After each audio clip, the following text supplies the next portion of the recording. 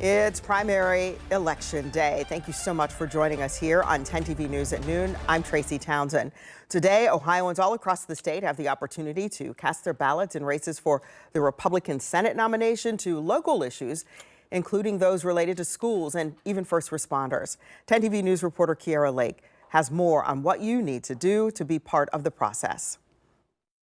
The polls are now open, and we're told in Franklin County there are 304 polling locations and 4,500 polling workers here, including here at the Whetstone Community Center.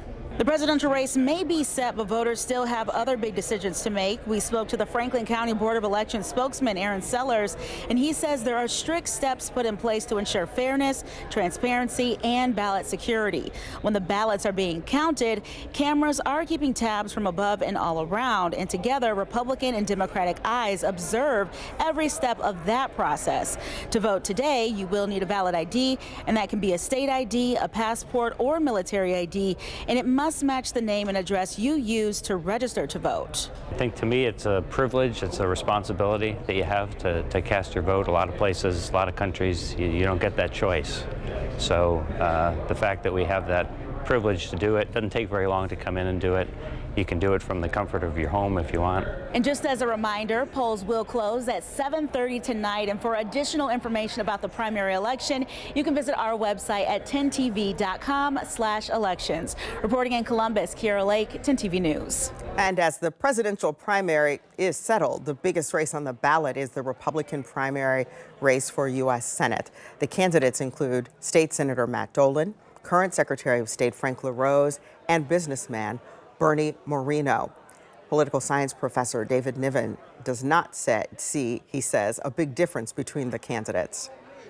They're very similar on most issues, line up and say very much the same things, very much the same sentiments. So they're really scrambling to distinguish themselves from each other. It's not an easy thing to do when you agree with your opponent and you basically want the same thing. This race appears to be up in the air. A recent poll by Ohio Northern University found that 44% of voters are undecided in this race. Democratic incumbent Sherrod Brown is running unopposed. He has held the seat since 2007. Another important race in Franklin County today is for the prosecutor's office. 4 candidates are on the ballot. 3 are Democrats running against each other. And then there's the Republican John Rutan, who is running unopposed. Norwich Township's fire department is also asking for a levy to increase staffing levels, add a new fire truck and ambulance, and to build a new fire station.